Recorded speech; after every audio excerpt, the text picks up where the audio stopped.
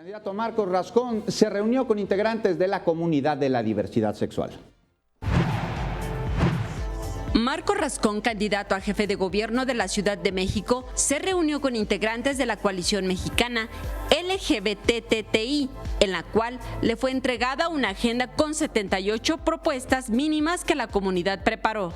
Desde mi posición como candidato a jefe de gobierno, tanto en los debates, pero también en los diálogos frente a todos los públicos, aseguró que en su plataforma ya se han planteado algunas propuestas como la creación de un centro de integración, que es el Centro de Integración de la Atención a la Diversidad Sexual y de un albergue para personas LGBTI en situación de vulnerabilidad.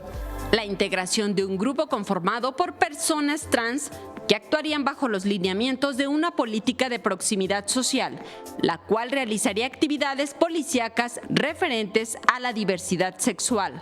También crearía el Instituto de Diversidad Sexual con el fin de llevar a cabo una política incluyente, promover la investigación científica, fomentar el empleo y la difusión de la cultura. En las imágenes, Jorge Barajas, Saray Mariscal, 21 Noticias.